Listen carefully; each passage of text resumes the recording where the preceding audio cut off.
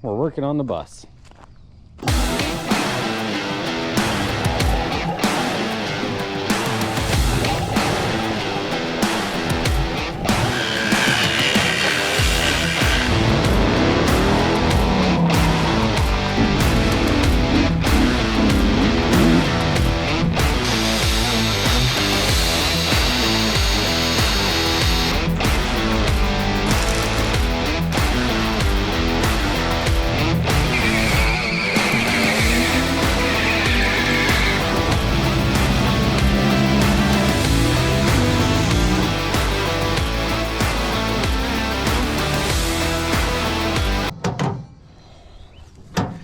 That guy ain't moving.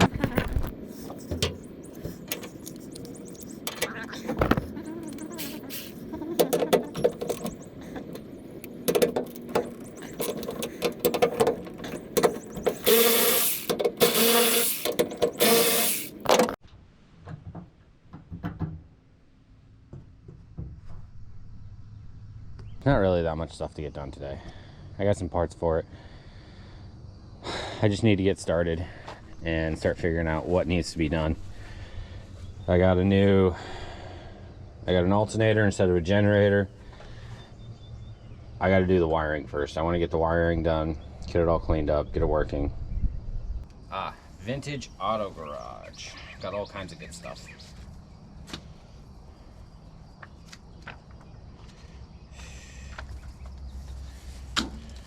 Receipt and other stuff. More package. Wire. We're gonna put this stuff right here. Wire right there. Alternator wire. Connector plug.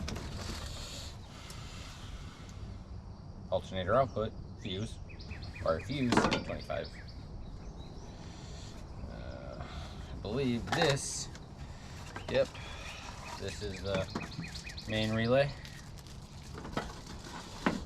This should be an alternator. So black.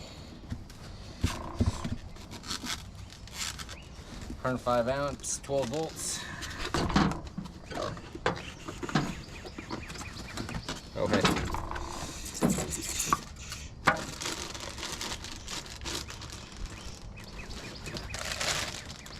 So we're gonna have to replace that pulley.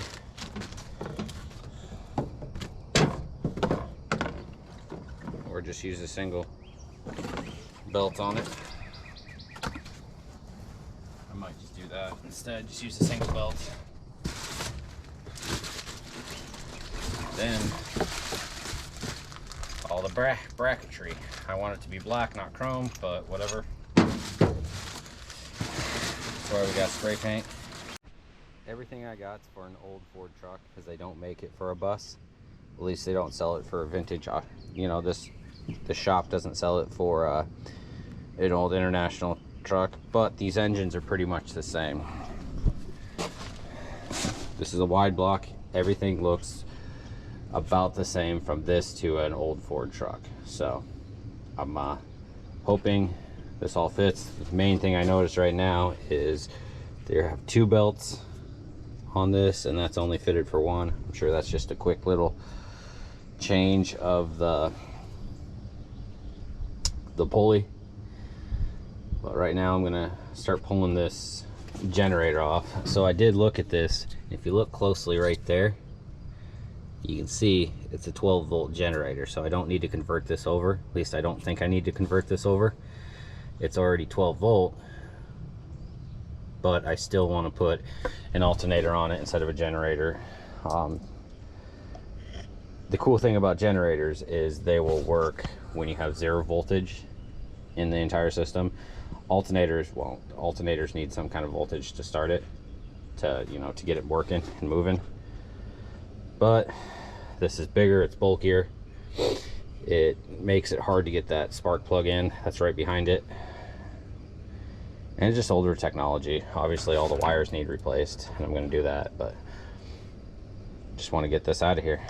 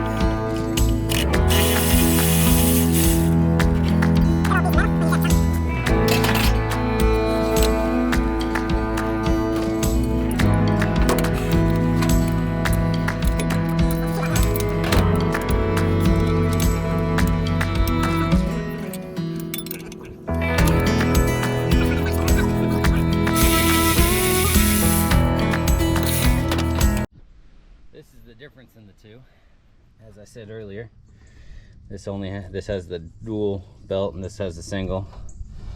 I'm sure I can get a dual pulley for this guy, but that's what we got so far. Like a bolt here and a bolt here. Before I go any farther, decisions have been made. I'm gonna put electric fan in here. I don't want it to overheat, and I hate trying to work around one of these. Holy cow, I need a new water pump. Well, that's fun. Let's just hope it's that. Huh, well, that's fun.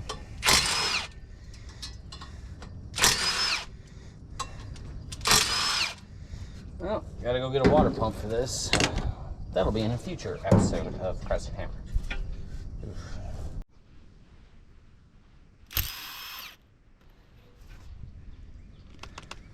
Trying to figure out how this fits on there.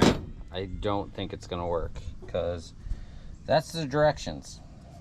You go online, you find it, that's also directions. It's just one single picture. It tells you, okay, so you can run an AC, or you can run a GM Delco style alternator. Okay, that's what that is. How does that go on? How does that go on here? Because I'm looking at it. This bolt, this went right here for the last one, but that's only one bolt. If you go like right here, you have this in the way, which could be the issue, but then that would put the alternator way down here in front of this. I'm thinking maybe on the other side right here, but then there's no real bolt to connect to, and you'd have to route this. This wouldn't have a nut on the back. It would just go bolt straight into the block, which I think that may be the case. I don't know. This is all very confusing. I'm thinking it's supposed to go somewhat like this. Have the alternator right about here, but this fill thing is in the way, and it says International on it, so I'm guessing that's an aftermarket International part, or not. I'm guessing it's an International part, not a Ford part. So yeah, but it's cool, right?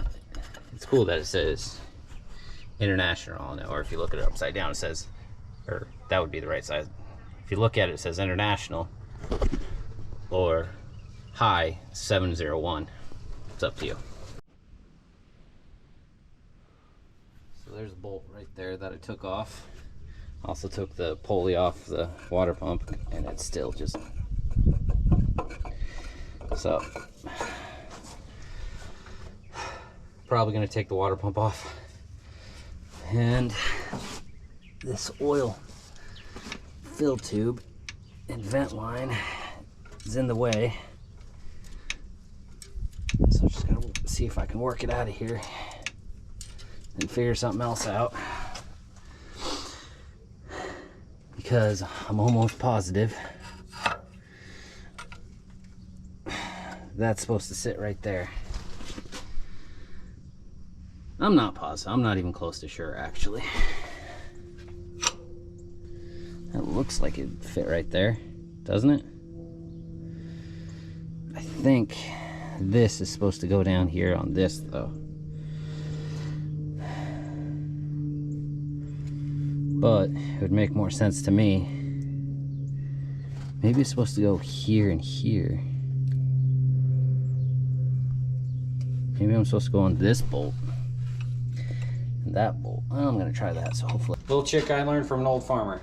Take an old bolt, clean up the threads, and then you cut holes in it, or you cut lines in it, one on each side. It won't thread a bolt, but it'll clean up the threads if you can't fit your tap in it.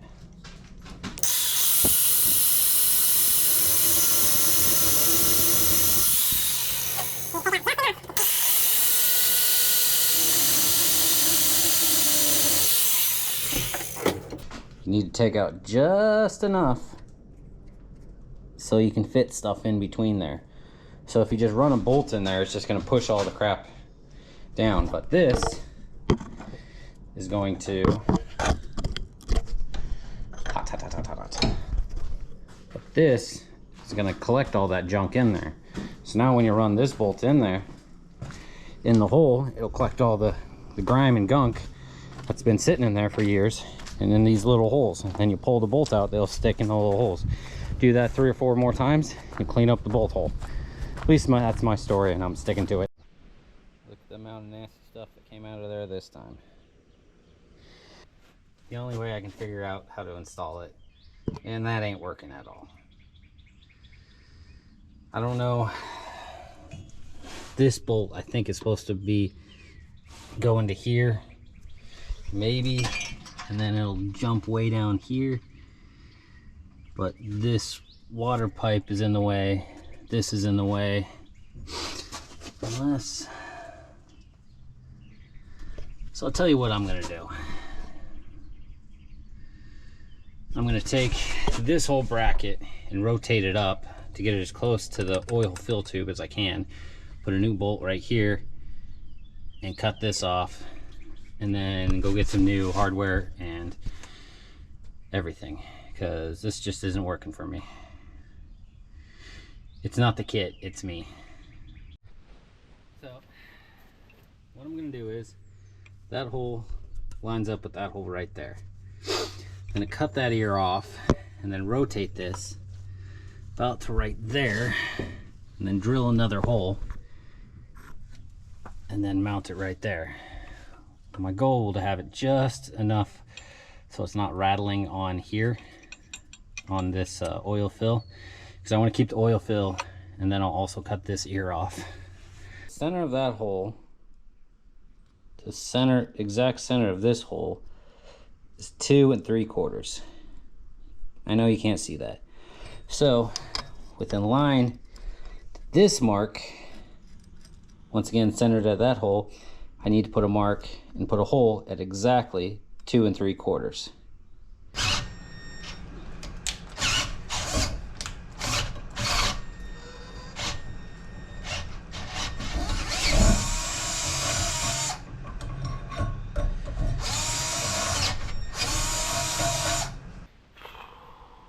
Now, I'm just gonna cut this little notch off.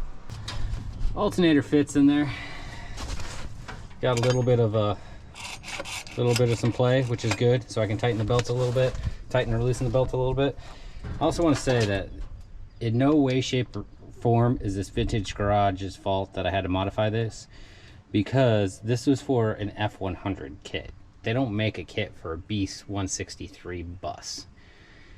This kit's for a Ford. This is international with a Ford block. So a lot of things changed, so I had to modify it because for my needs.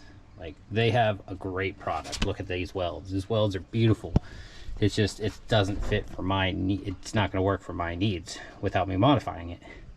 Right now it looks awesome. It gets me room behind it so I can get to the spark plugs. All this extra room. I'm ordering.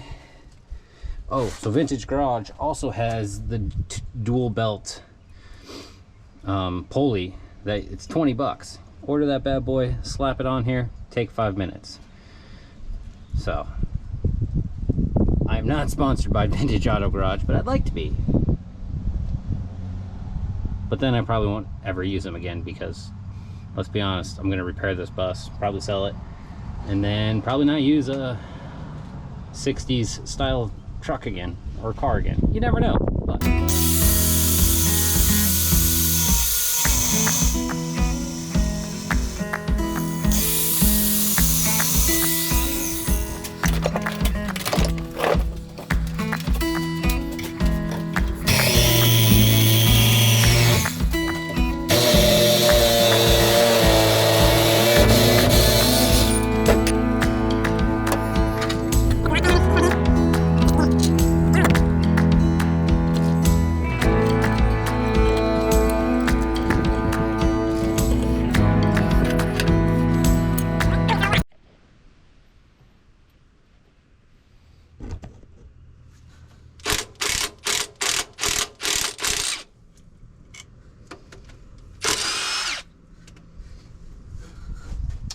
I wonder if those bolts are supposed to be the same, because they definitely are not.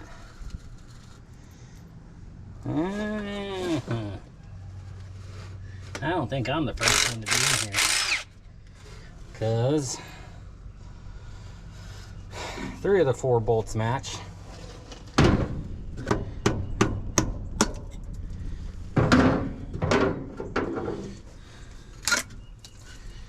Whew. Yeah. She's seen better days.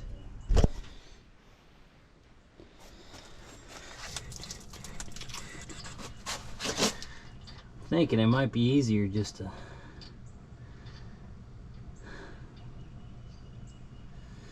would it be easier just to replace the whole well, it'd be easier just to replace the whole thing. Is it the right move? Yeah, I don't know. A lot of rust in there. I think it'd be cooler if I just replaced or fixed it and then put it back together. I agree. Let's do that. We'll just fix it and put it back together. Fix it, clean it out, put it back together. So this water pump is confusing as heck. I know the intake's right here, the outtake's right there, and right there. But there's also this intake.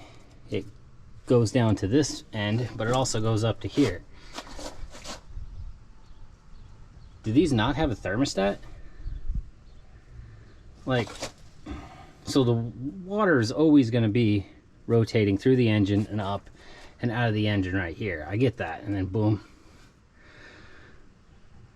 But I assume this is the hot outtake for the radiator, and I assume this is the cold. So this goes to the radio, and this goes from the radiator, I assume. But just everything's just open. Is it gonna just mix and cool itself down? Wouldn't the hot water just keep going through the engine and out to the top? And I assume all of these are blocked off for the heater that no longer exists. I'm gonna need an old timer to explain to me how all this works. Random but cool thing. Look at this bad boy. That's an engine mount.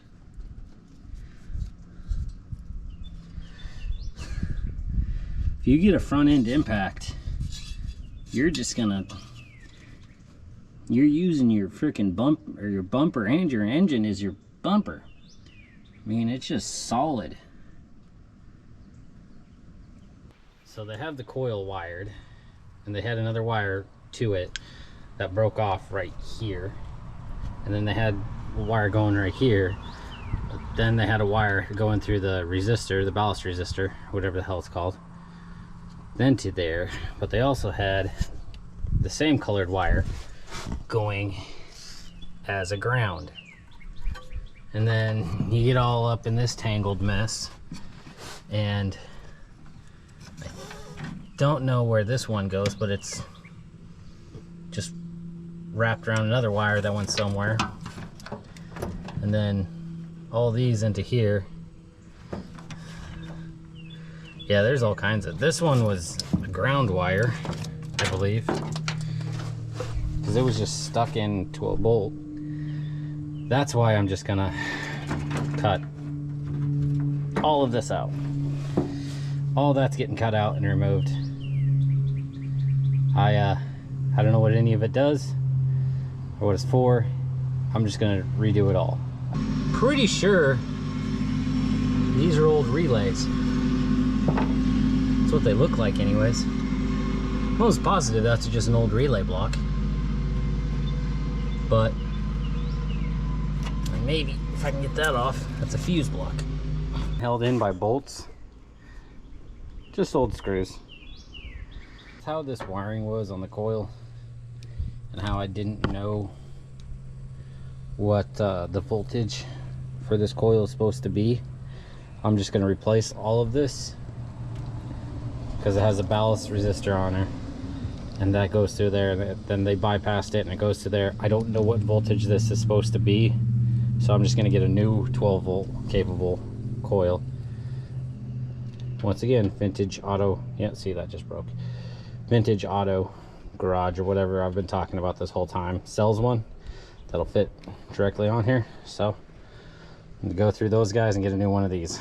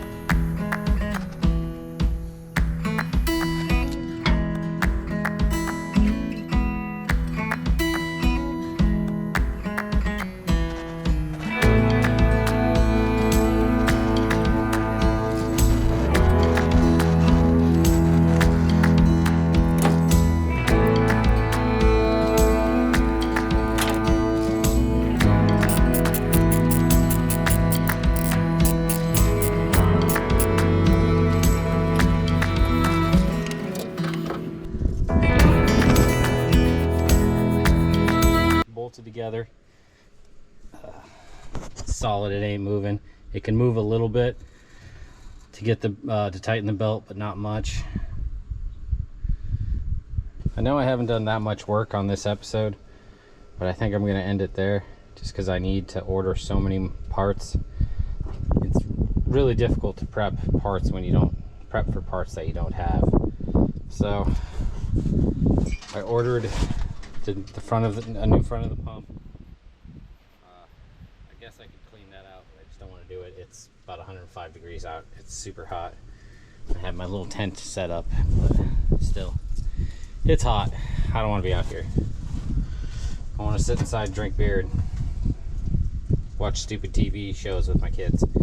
Anyways, so I found one of these, ordered it, the pump cover or whatever it is, the water pump cover. I found a new coil, ordered it from Vintage Auto. I need to order new, I'm just going to order new battery cables. This one doesn't look half bad. I might just chop this one down and reuse it. The positive one has definitely seen better days. You can tell it's been heated up by the header, or not the header, the manifold. It's seen a lot better days. Yeah, all this wiring, I cut it all out. The starter relay, I need to do a lot more research because I don't know if this is going to be a starter solenoid or it's actually going to be the main running relay, because there is a starter solenoid attached to the motor. That the starter motor, I don't know if you can see that down there, but there is a solenoid attached to it. I also need to get a jack and jack this thing up as high as I can so I can crawl under it, because the ground under there is just gross. It has a bunch of those little, I don't know what they're called. I call them goat heads. They're awful. They hurt. But yeah.